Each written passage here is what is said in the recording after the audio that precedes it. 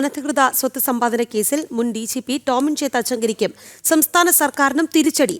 ടോമിൻ തച്ചങ്കരി വിചാരണ നേരിടണമെന്ന് ഹൈക്കോടതി ഉത്തരവിട്ടു. തച്ചങ്കരിക്കെതിരെ കുറ്റം ചുമത്തി വിചാരണ നടത്താനാണ് കീഴ്ക്കോടതിക്ക് നിർദ്ദേശം നൽകിയത്.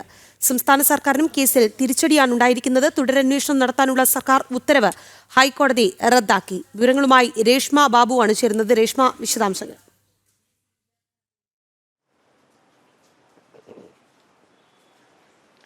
രാഖി, അനധികൃത സ്വത്ത് സമ്പാദന കേസിലാണിപ്പോൾ ഹൈക്കോടതിയിൽ നിന്നും ടോമിൻ ജെ തച്ചങ്കരിക്കും അതോടൊപ്പം തന്നെ സംസ്ഥാന സർക്കാരിനും ഹൈക്കോടതിയിൽ നിന്നും തിരിച്ചടി നേരിടേണ്ടി വന്നിട്ടുള്ളത്. അതായത് നേരത്തെ 2003-2007 കാലഘട്ടത്തിൽ അനധികൃതമായിട്ട് 65 ലക്ഷം രൂപ സ്വത്ത് സമ്പാദിച്ചു എന്നുള്ളതായിരുന്നു തച്ചങ്കരിക്കെതിരായിട്ടുള്ള ആരോപണം. ഇതിന്മേൽ വിജിലൻസ് കുറ്റപത്രം അടക്കം സമർപ്പിച്ചുകൊണ്ട് മറ്റ് നടപടികൾ പൂർത്തീകരിച്ചിരുന്നു. അതിനിടയിൽ 2021 തുടരന്വേഷണത്തിന് തച്ചങ്കരിയുടെ തന്നെ ആവശ്യത്തിന്മേൽ, പരാതിയിന്മേൽ അല്ലെങ്കിൽ അതുമായി ബന്ധപ്പെട്ടുള്ള അപേക്ഷയിന്മേൽ സംസ്ഥാന സർക്കാർ തുടരന്വേഷണത്തിന് ഉത്തരവിട്ടു. ഈ ഉത്തരവാണ് ഹൈക്കോടതി നിലവിൽ റദ്ദാക്കിയിട്ടുള്ളത്. അതോടൊപ്പം തന്നെ ടോമിൻ ജെ തച്ചങ്കരി നിലവിൽ വിജിലൻസിന്റെ ഈ കേസിൽ വിചാരണ നേരിടണം. ഒപ്പം തന്നെ 6 മാസത്തിനുള്ളിൽ തന്നെ ഈ വിചാരണ പൂർത്തിയാക്കാനും ഹൈക്കോടതി കീഴ്ക്കോടതിക്ക് നിർദ്ദേശം നൽകിയിട്ടുണ്ട്.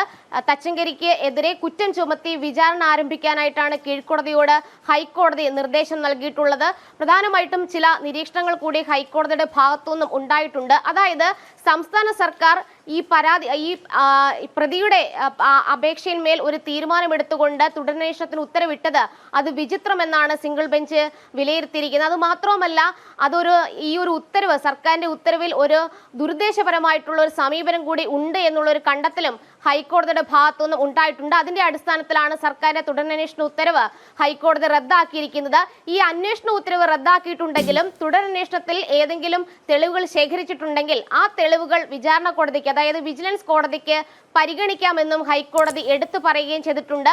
എന്തായാലും ഈ 65 ലക്ഷം രൂപ തന്റെ സ്വത്തുവകളിൽ നിന്ന്, അതായത് പാരമ്പര്യമായിട്ട് തനിക്ക് മാതാപിതാക്കൾ നൽകിയ സ്വത്തുവകളാണെന്നായിരുന്നു നേരത്തെ തന്നെ ടോമിൻ ജെ തച്ചങ്കരി ഉന്നയിച്ച ഒരു പ്രധാനപ്പെട്ട വാദം. എന്തായാലും 2012 ഈ കേസുമായി ബന്ധപ്പെട്ട് കുറ്റപത്രം സമർപ്പിച്ചത്.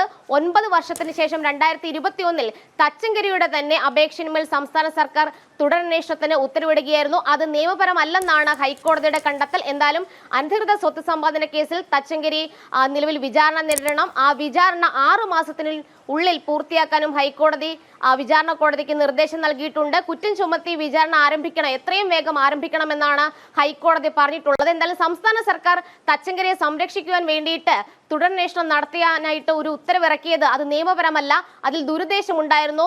ഈ ഉദ്യോഗസ്ഥനെ സംരക്ഷിക്കുവാനായിട്ടുള്ള ഒരു സമീപനമായിരുന്നു സർക്കാരിൻ്റെത് എന്നുള്ള വിലയിരുത്തലും ഹൈക്കോടതി സിംഗിൾ ബെഞ്ചിന്റെ ഭാഗത്തുനിന്നും ഉണ്ടായിട്ടുണ്ട്. രാഖി, ശരി രേഷ്മ. അനധികൃത സ്വത്ത് സമ്പാദന കേസിലാണ് മുൻ DGP ടോമിൻ ജെ തച്ചങ്കരിക്കും സർക്കാരിനും കനത്ത തിരിച്ചടി നേരിട്ടിരിക്കുന്നത്. ടോമിൻ ജെ തച്ചങ്കരി വിചാരണ നേരിടണമെന്ന് ഹൈക്കോടതി ഉത്തരവിട്ടു. തച്ചങ്കരിക്കെതിരെ കുറ്റം ചുമത്തി വിചാരണ നടത്താനാണ് കീഴ്ക്കോടതിക്ക് നൽകിയിരിക്കുന്ന നിർദ്ദേശം. സംസ്ഥാന സർക്കാരിനും കേസിൽ വലിയ തിരിച്ചടിയാണ് ഉണ്ടായിരിക്കുന്നത്. തുടരന്വേഷണം നടത്താനുള്ള സർക്കാർ ഉത്തരവ് ഹൈക്കോടതി റദ്ദാക്കുകയും ചെയ്തിട്ടുണ്ട്. രേഷ്മ ബാബുവാണ് കൊച്ചിയിൽ നിന്ന് വിശദാംശങ്ങൾ നൽകിയത്.